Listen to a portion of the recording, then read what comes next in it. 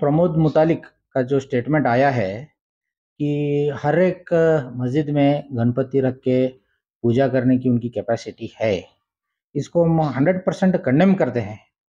क्योंकि कॉरपोरेशन की जगह ये है करके ये लोग जो बता रहे हैं, 300 साल से नमाज ही उधर पढ़ी जा रही है। बाकी कोई भी मजहब उधर ना कभी इंटरफेरेंस किए किसी ने, ना किसी ने अमन और चैन से जो भी है होता था। और इसका हमने गृह मंत्री जो हमारे होम मिनिस्टर हैं, आज सुबह में ही उनसे हमारी बात हुई। हमारे एमएलए जो प्रसाद अब्बैया जी हैं, उनसे भी बातचीत चली है कि ये जो इनको गड़ी पार करने का जो प्रोसीजर है, जो प्रक्रिया है, उसको जल्द से जल्द लागू की जाए। और उसके अलावा जो भी सरकार ने आदेश दिया था कि 18 कंडीशंस लगा के परमिशन दिया था ये करने के लिए, तो वो परमिशन का जो वायलेशन हुआ है, जैसे कि यत्नाल आया था और अरविंद बल्लद, इन्होंने लोगों को उकसाने का जो काम किया है, हिंदू मुस्लिम को जो डिवाइड करने का जो काम इन्होंने किया है, तो इनके ऊपर एफआईआर करके इनको जल्द से जल्द अरेस्ट करने का काम करना चाहिए। क्योंकि पूरे स्टेट में एक मैसेज देना जरूरी है। क्योंकि ये सरकार जो है पिछली सरकार की तरह नहीं है, सारे कौम को एक साथ लेके चलने वाली सरकार है। और जैसे सारा राहुल गांधी जी ने बोला है, नफरत के बाजार में मोहब्बत की दुकान की सरकार है। तो हमारी सरकार से ये अपील है और भरोसा है कि इसके पीछे जो लोग हैं, उनके ऊपर जल्द से जल्द एक्शन होगा। और इनको जो तड़ी पार करने का प्रोसेस है, ये जल्द से जल्द कंप्लीट हो जाएगा। होम मिनिस्टर से मैंने खुद आज सुबह ने मैंने बात की है, जी परमेश्वर जी से, और प्रसाद अब्बैया जी ने भी बात की है। और इंटेलिजेंस के रिपोर्ट के और पुलिस के रिपोर्ट के हिसाब से उसके ऊपर एक्शन लिया जाएगा।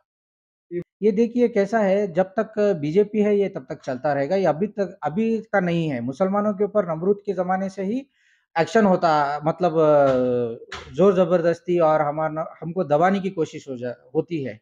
और नबी के टाइम से भी हो रहा है।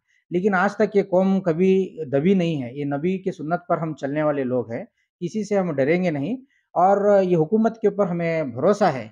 देखिए ये बीजेपी की साजिश है। मैं बस मुसलमानों से ही नहीं, हिंदू भाइयों से भी अपील करता हूँ कि सारे हिंदू मुस्लिम भाई हम भाईचारा में जीते हैं।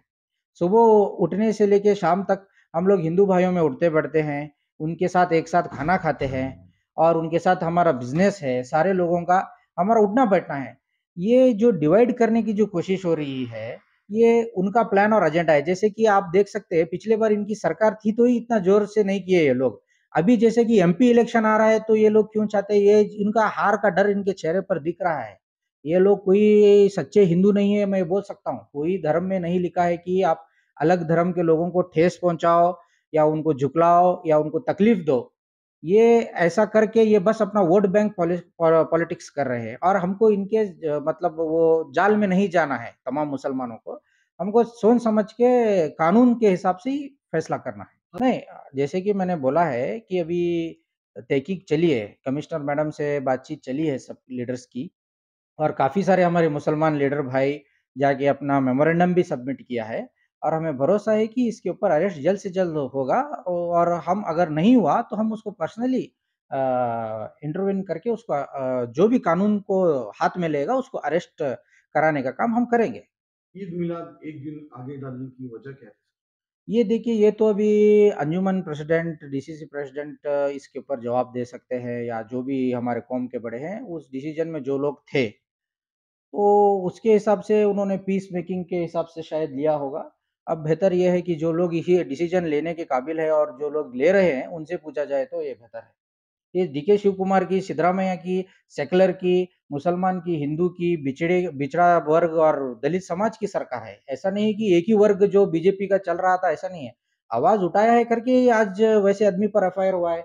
वरना आप देखें, जो मुंह में आया बकते थे ये लोग, एक उनको कोई पूछने वाला तक नहीं था। आज ये लोग डर रहे हैं, कुछ बोलने के पहले दो वक्त समझ रहे हैं, क्योंकि कांग्रेस की सरकार है, सेकुलर गवर्नमेंट है। और आने वाले वक्त में और भी सख्त कानून लागू होंगे ऐसे वो लोगों को रोकने के लिए। और हमारा तो बहुत आपके मीडिया के थ्रू और जितना भी हमारा मीडिया के भाई है, इनके थ्रू एक ही मैसेज है सारा पुलिस को, डिपार्टमेंट को और इवन चीफ मिनिस्टर साहब को, कि ऐसे लोगों को जल्द से जल्द अरेस्ट करके इनको तड़ी पार करना चाहिए धारावी डिस्ट्रिक्ट से। देखिए, अभी एक इसके अंदर आप बोल सकते हैं कि कहावत है, अगर हमको गाली नहीं देने से उनकी दुकानें बंद हो जाएँगी। अब उनको कोई मुद्दा बचा नहीं, 5 गारंटी कांग्रेस ने दी थी, पाँचों फुल हो गई हैं। हमारे इस बार 20 से ऊपर एमपी आने के चांसेस है और एमएलएज़ का तो हालत देखिए है आपने, 60 एमएलएज़ के पर आके गिरी है पार्टी। एक अपोज़िशन लीडर करने की ताकत नहीं है, 100 दिन हो गए, गवर्नमेंट फॉर्म हो गई, एक अपोज़िशन लीडर करने की ताकत नहीं है उनकी। तो अब ये लोग हमको गाली नहीं देंगे तो इनका दुकान चलेगा कैसा? ये हमारे कौम को और हम मुसलमानों को भी सोच के समझने समझने की बात है कि ये लोग हमको गाली देके इनका काम चला रहे हैं। हमको उनके बात में आके उनसे उलझ के वापस उनको जो खाना चाहिए हमको बिरयानी पका के नहीं देना है। हमको सोच समझ के जैसा हमने डिसीजन लेके सेक्युलर गवर्नमेंट बनाया है, ऐसा वाला काम हमें करना है।